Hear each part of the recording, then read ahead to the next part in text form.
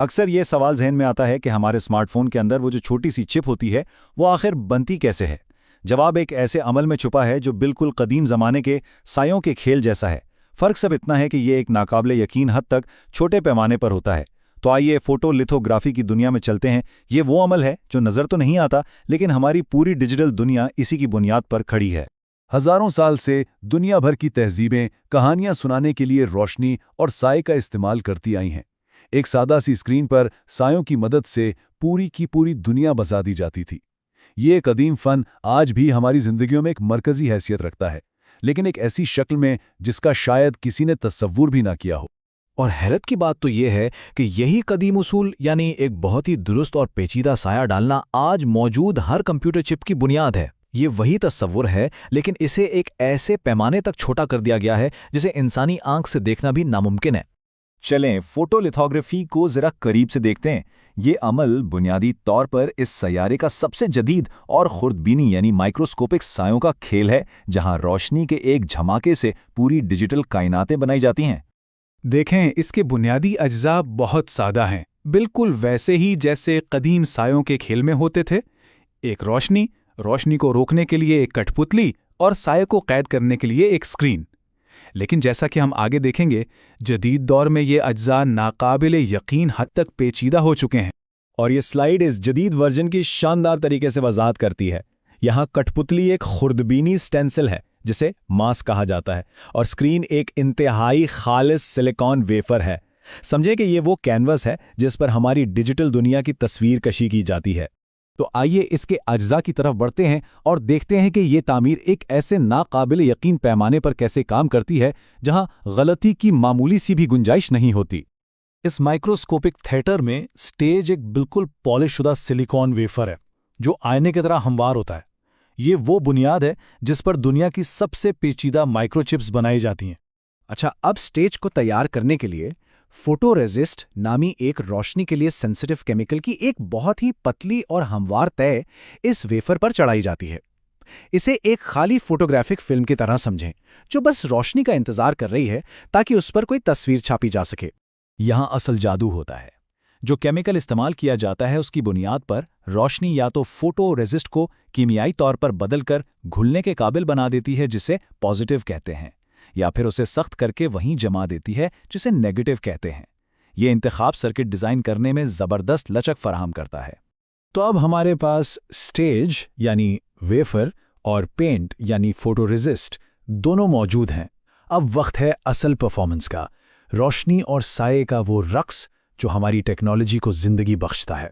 ये पूरा अमल चंद अहम मरहलों से गुजरता है। सबसे पहले एक मास्क के जरिए रोशनी डाली जाती है। इसके बाद उसे बिल्कुल एक तस्वीर की तरह डेवलप किया जाता है ताकि पैटर्न जाहिर हो जाए। आखिर में जो हिस्से गैर महफूज होते हैं उन्हें एच किया जाता है और बाकी बचे फोटोरेजिस्ट को हटा दिया जाता है। इसी तरह अरबों पैटर्न्स नाकाबिले तसव्वुर दुरुस्ती के साथ वेफर पर मुंतकिल हो जाते हैं।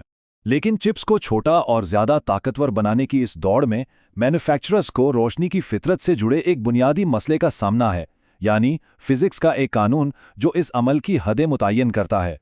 तो असल नुक्ता यह है कि कोई नाकाबिले यकीन हद तक छोटा साया कैसे बना सकता है जबकि रोशनी की फितरत ही फैलना है। ऐसी लकीर खींचना कैसे मुमकिन है जो खुद रोशनी की लहर से भी पतली हो। इसे कहते हैं डिफ्रैक्शन लिमिट। सीधे अल्फाज में, जब रोशनी किसी बहुत छोटे सुराख से गुजरती है तो वो थोड़ी सी फैल जाती है जिससे उसके किनारे धुंधला जाते हैं। अब ये एक बहुत बड़ा मसला है जब सिर्फ चंद एटम चौड़े सर्किट्स बनाने की कोशिश की जा रही हो, क्योंकि धुंधले किनारे शॉर्ट सर्किट का सबब बन सकते हैं। इस मसले पर काबू पाने के लिए इंडस्ट्री ने एक बहुत ही ज़बरदस्त हल निकाला। ऐसी रोशनी इस्तेमाल की जाए जिसकी लहर की लंबाई बहुत ही छोटी हो। उन्होंने ऐसी मशीनें बनाई जो एक्सट्रीम अल्ट्रा वायलेट या EUV रोशनी इस्तेमाल करती हैं। इससे बहुत ही तेज़ और वाज़े साए बनते हैं जिसकी वजह से नाकाबिले यकीन हद तक छोटे फीचर्स बनाना मुमकिन हो जाता है। लेकिन EUV रोशनी के साथ एक मसला है। ये इतनी ज़्यादा तवानाई वाली होती है कि यह हवा समेत तकरीबन हर चीज़ में जज्ब हो जाती है। इसका मतलब ये है कि ये बड़ी बड़ी पेचीदा मशीनें जो एक कमरे के बराबर हो सकती हैं, उन्हें एक सख्त वैक्यूम में काम करना पड़ता है, जो कि एक बहुत बड़ा इंजीनियरिंग चैलेंज है। छोटी और तेज़ चिप्स के लिए ये जो मुसलसल कोशिश है, जिसे मोर के कानून के नाम से जाना जाता है, इसने हमारी जदीद दुनिया को तो मुमकिन बना दिया है, लेकिन इसकी एक बहुत बड़ी कीमत भी है जिस पर अक्सर बात नहीं होती, और वो है इसका माहौलियाती असर। रोशनी और केमिस्ट्री का ये पेचीदा रक्स बहुत ज़्यादा तवानाई मांगता है, इतनी कि अक्सर पूरे शहर को बिजली फराहम की जा सके। इसे नाकाबिले यकीन हद तक साफ पानी की बड़ी मिकदार दरकार होती है, और इस अमल में ख़तरनाक केमिकल्स भी पैदा होते हैं। ये सब हमारे सैयारे के वसाइल पर बहुत ज़्यादा दबाव डालता है। और नए नए गैजेट्स के इस ना खत्म होने वाले चक्कर को मुमकिन बनाकर फोटोलिथोग्राफी बिलवास्ता तौर पर दुनिया के बढ़ते हुए ई वेस्ट यानी इलेक्ट्रॉनिक कचरे के मसले में भी हिस्सा डालती है। जितनी तेजी से नई चिप्स बनती हैं, उतनी ही तेजी से पुराने आलात नाकारा हो जाते हैं।